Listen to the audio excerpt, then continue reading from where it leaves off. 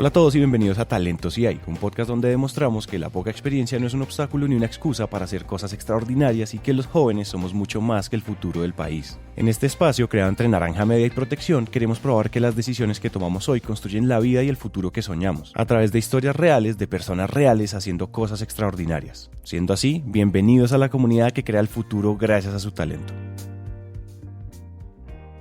Yo creo que hay que seguir haciendo cosas. Yo creo que Colombia tiene un potencial muy grande. O sea, yo creo que nos la estamos creyendo en muchas cosas. Lo que está pasando en el deporte es impresionante, ¿cierto? Lo que está pasando desde el punto de vista científico y todo eso, con esa gente que está yendo a estudiar y vuelve, es muy impresionante. Hay mucho talento. Hay mucho talento. Lo que pasó con esta ciudad como Medellín, esa transformación que ha vivido en los últimos 10, 12 años es muy impresionante. Los artistas, J Balvin, Maluma y todos esos otros que en el plano internacional son unos tesos. O sea, está pasando muchas cosas, no las tenemos que seguir creyendo. Lo que está pasando el Foro Económico Mundial, lo que es el edificio que se va a hacer acá de Cuarta Revolución, es muy teso, no la tenemos que seguir creyendo.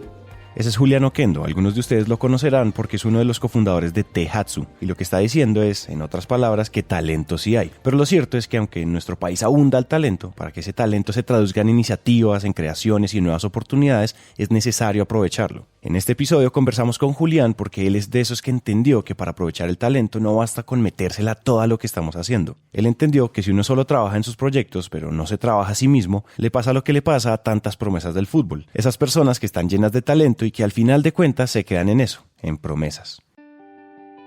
Y ahora que hablamos de fútbol, esta historia justamente podría comenzar en las canchas del colegio de Julián. En mi casa éramos 4 hombres, o somos 4 hombres, yo soy el tercero, y todos salimos futbolistas, absolutamente todos. Estudiamos en el colegio San Ignacio de Loyola, donde promovían mucho el deporte, y nos iba muy bien jugando fútbol, esa es la realidad. Entonces nos gustaba, nos apasionaba mucho ese tema. Yo jugaba defensa, en mediocampo y defensa, luego me fui consolidando en defensa, y era cochinito, pues sí, era cochinito, me decían guadaña. Entonces ahí me acuerdo muchos episodios que tuve de peleadas y braviadas y cosas jugando fútbol, pero era muy apasionante y toda la vida. Julián, como un montón de niños de Colombia, alcanzó a soñar con ser futbolista, pero de eso no se trata esta historia. Alias Guadaña, como lo pudieron conocer en las canchas, fue desapareciendo y fue creciendo y fue encontrando otros horizontes. Pero para seguir tenemos que volver a otro momento de esos que marcaría su vida de ahí en adelante. Yo tenía 10 años, me acuerdo mucho que estaba estudiando el credo para la primera comunión, y llaman a mi mamá, recibo una llamada. Algo pasó fue que salió corriendo de la casa, ya vuelvo y yo despierto a mi hermano mayor, Carlos, y le digo, Carlos, algo pasó. Y desde ese momento se empiezan a desatar muchas cosas. Fue un accidente aéreo, entonces para encontrar el cuerpo se demoraron como 4 días. Entonces esa angustia, ¿de dónde está mi papá? ¿Qué hace? Yo tenía muy poquita conciencia, digámoslo así, ¿cierto? Fueron momentos muy duros y muy tensionantes. Yo me enfermé 3 días, me dio una fiebre, acostado 3 días. Eso fue un episodio realmente, digamos, fuerte en mi familia, ¿cierto? Y nada, lo vivimos como lo teníamos que vivir. Mi madre, impresionantemente fuerte y tratando pues de salir de todo eso, y nos enseñó muchos valores y una disciplina y una coherencia con la vida y como avanzar en la vida con criterio, con fortaleza, muchos aprendizajes. Ese, por supuesto, no ha sido el único momento difícil que ha atravesado Julián, pero fue en ese proceso, a raíz del accidente de su papá, que Julián comenzó a desarrollar una actitud clave que lo ha acompañado desde entonces, la actitud de la contracción y la expansión. No, a mis hermanos les tocó mucho más duro, porque mis hermanos sí, los mayores, les tocaba llevar plata para la casa, para poder funcionar. Mi mamá nunca había, digamos, trabajado en la vida y le tocó emplearse en un negocio de funerarias para poder avanzar pues en ese propósito. Yo recuerdo episodios duros, pues incómodos, ¿cierto? Que uno no estaba acostumbrado a vivir, los que a uno en el colegio lo sacaban o lo señalaban pues de que no había pagado la matrícula en tantos meses, entonces era muy incómodo, obviamente, ¿cierto?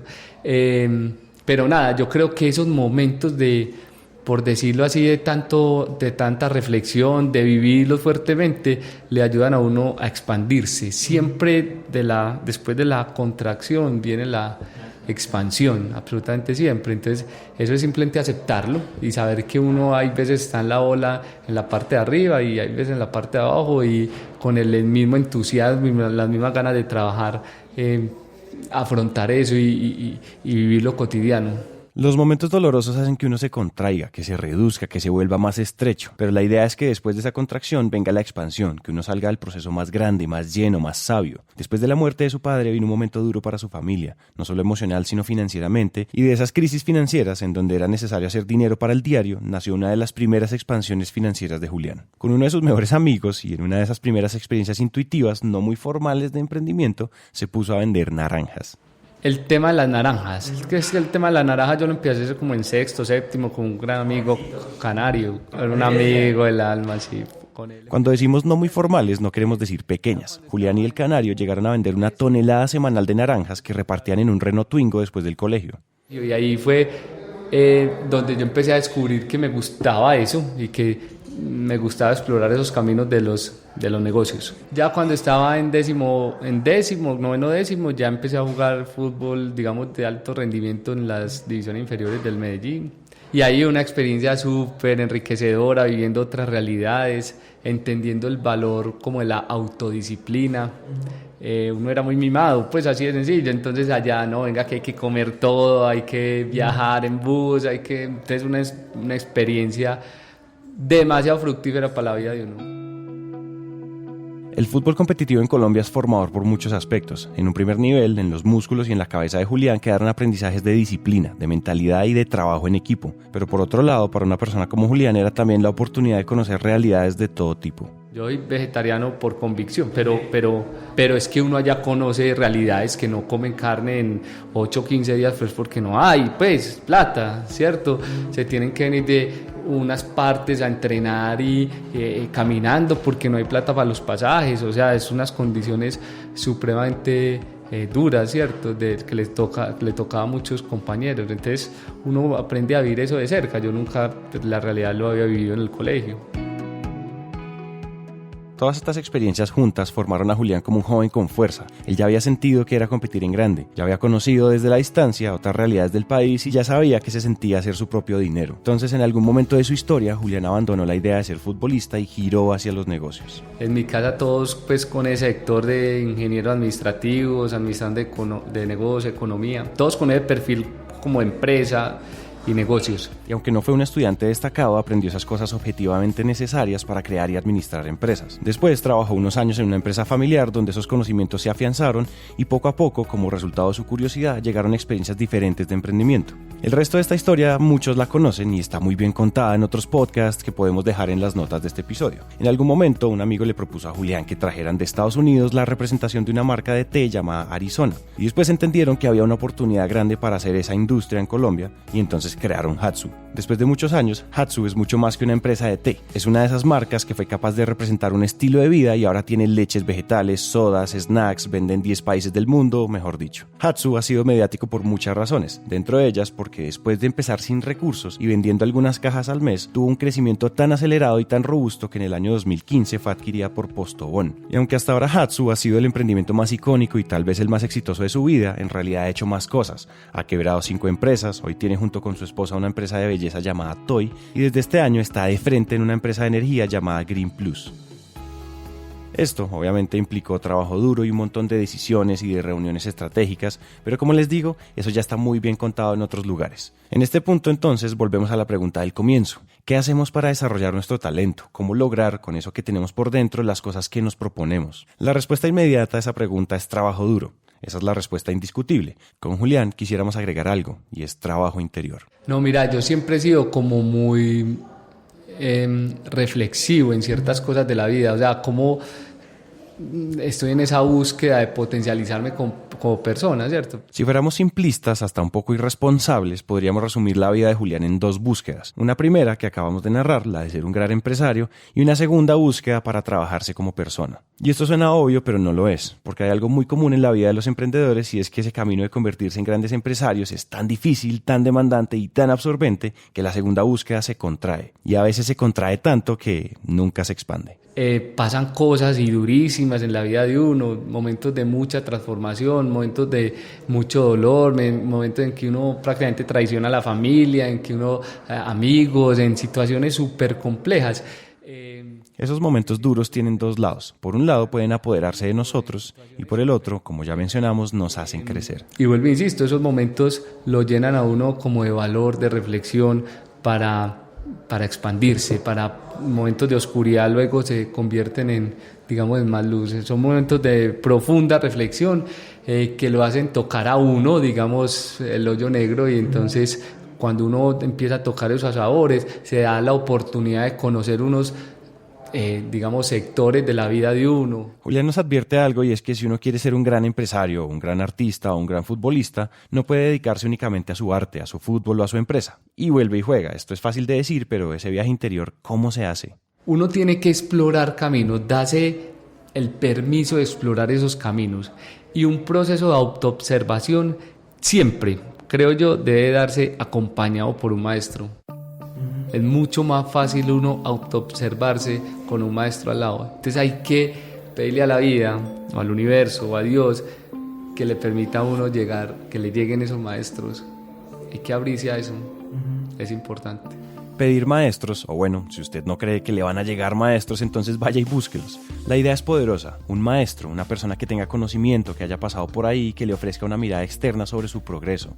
Y ojo, esos maestros no son solo guías espirituales o coaches ontológicos o ancianos indígenas. Esos maestros son también personas como nosotros, personas que admiramos, personas de a pie que nos pueden dar luces. Piénsenlo, si es normal que los emprendedores y los empresarios o los deportistas tengan mentores en su viaje exterior, en su arte, ¿por qué no buscar maestros en los demás viajes que emprendemos? Ahora, otra cosa que mencionó Julián es que este camino también tiene piedras, subidas y bajadas. Cuando uno empieza esa búsqueda de uno, es súper difícil y es complejo, porque cuando vos crees que vas por el camino que es, te empiezan a poner distracciones y aparecen las adicciones a cualquier cosa, al celular, a las mujeres, al alcohol, a las drogas, ¿cierto? Las tentaciones aparecen. Es como si a uno le dijeran, a ver, pues no está tan preparado, pues hágale, a ver, yo veo, ¿cierto? Y esto es súper complejo, súper peligroso, y el crecimiento nunca es lineal.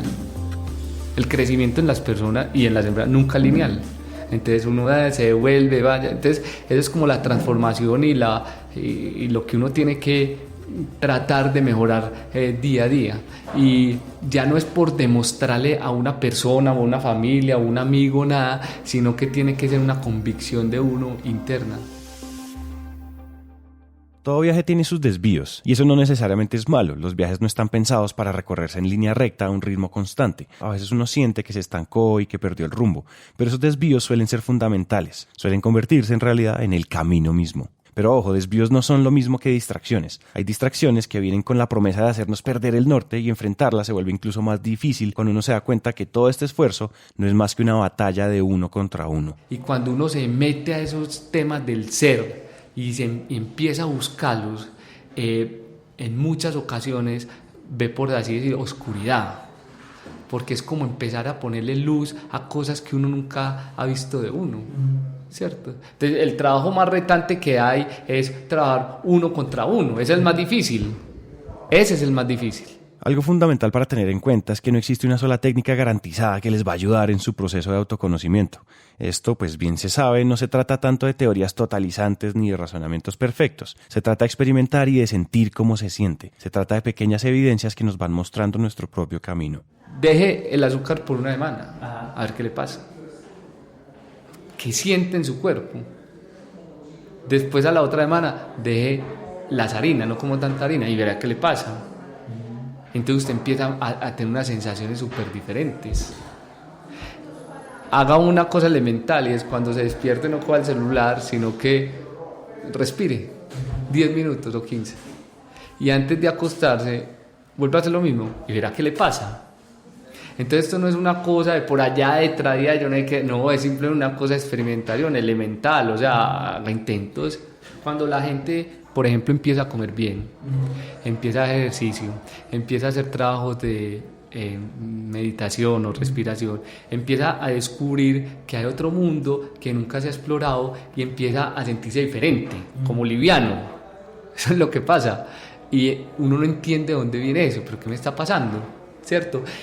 Y sencillamente uno empieza, digamos que a vibrar de alguna manera diferente, y entonces ahí es cuando se le acercan las personas que le tienen que acercar, cuando le llegan los momentos que le tienen que llegar, cuando todas esas cosas buenas empiezan a pasar. Así como un emprendedor itera modelos de negocios hasta que encuentra el camino, una persona experimenta caminos hasta que vibra con alguno. Y sin ánimos de profesar alguna verdad absoluta, nos parece interesante compartir con ustedes esas cosas que vibraron con Julián, esas cosas que le ayudaron a encontrarse. El primero, la verdad, no lo esperábamos. Y este primer factor explica muy bien que cuando hablamos de camino interior no estamos hablando de espiritualidad budista ni de sabiduría indígena, sino de cosas absolutamente cotidianas. Yo en lo que creo y en lo que he experimentado es que todos los seres humanos tenemos 4 cuerpos, ¿cierto?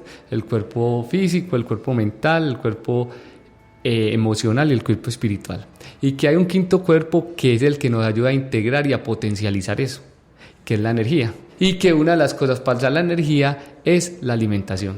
Para mí, o sea, de la manera en que uno, si yo como bien, pienso bien, siento bien, ¿cierto? Por eso es tan importante que me llevo para dentro del cuerpo. El cuerpo hay que tratarlo como si fuera lo más, pues, teso, lo más potente de uno aquí en este plano físico, ¿cierto? Hay que darle lo mejor. Cuando un jugador de alto rendimiento le da lo mejor a su cuerpo, eso mismo creo que uno tiene que hacer con el cuerpo de uno, darle lo mejor.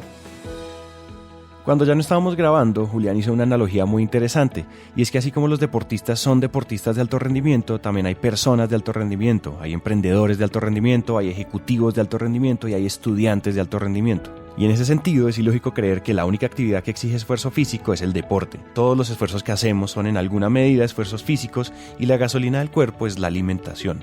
Julián se alimenta como una persona de alto rendimiento y eso hace parte de una ecuación que le ayuda a Julián a que su cuerpo le responda. En su caso personal, como mencionábamos anteriormente, Julián es vegetariano, y en el caso de cada uno de nosotros, esto simplemente es una invitación a la coherencia entre nuestra visión de nosotros mismos y cosas tan sencillas como qué comemos. El segundo elemento que nos menciona Julián tiene que ver más con alimentar los otros cuerpos que tenemos. Y se hace mucho más, digamos, placentero todo cuando usted empieza a encontrar diferentes propósitos que lo mueven, como propósitos superiores. El propósito de estar con mi familia, el propósito de ayudar en este tema específico. Entonces, cuando usted es capaz de juntar todas las cosas, hay gente que le llama pasión, hay gente que le llama emoción, hay gente que, cierto, que es un termómetro muy chévere, cierto. En este momento tengo a mi hijo y a mi niña y son con unas ganas de ir a la guardería todos los días y al colegio. Es un termómetro muy importante que están bien allá en esos espacios. Lo mismo me pasa a mí en el trabajo y en las cosas que hago. Me gusta, las disfruto, ¿cierto? Y eso es muy importante.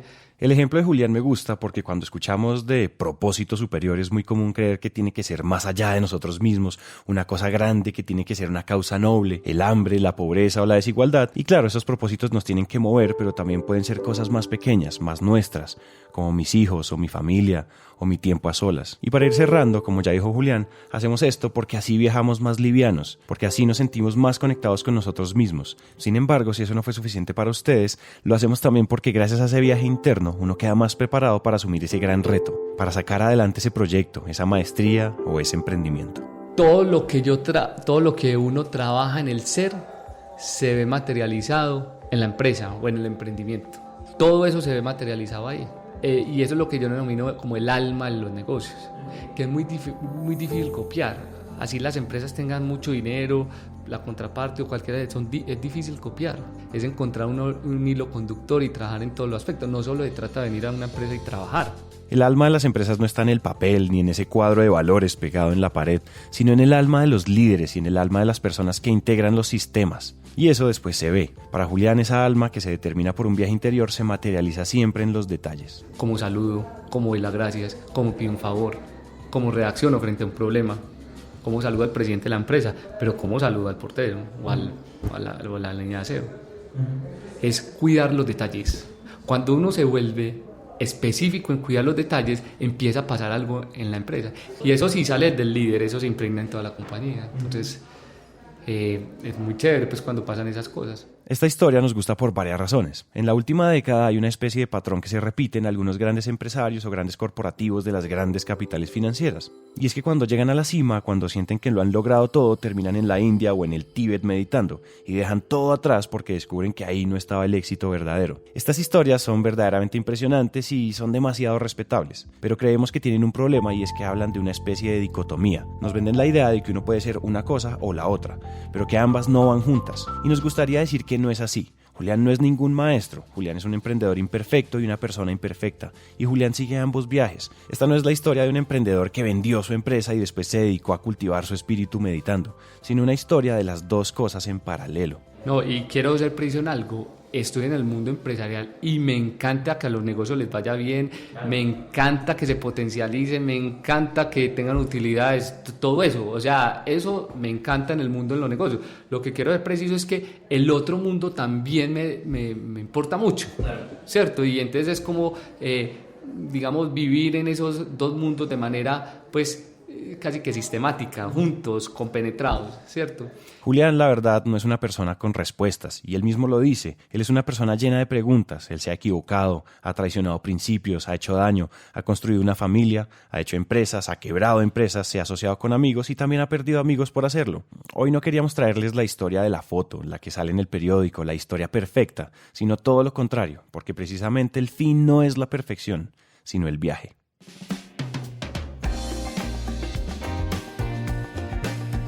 Este episodio fue producido por Juan Pablo Ramírez, el diseño de sonido fue hecho por Miguel Salazar y el trabajo gráfico fue realizado por Juan Diego Bernal. Asistencia editorial por Andrés Acevedo. Realmente esperamos que la historia de Julián les haya dejado preguntas, reflexiones y herramientas para su vida. Y si quieren más contenido sobre todos estos temas, pueden entrar a protección.com/talentosci. Repito, protección.com/talentosci. Recuerden suscribirse en donde sea que ustedes estén escuchando esto, Deezer, iTunes, Spotify, Apple Podcast o en donde sea. Si este episodio les gustó y si les sirvió para algo, por favor recuerden que lo están escuchando gracias a Protección, una empresa que cree firmemente que la vida es hoy. Yo soy Santiago y esta es la comunidad que crea el futuro gracias a su talento.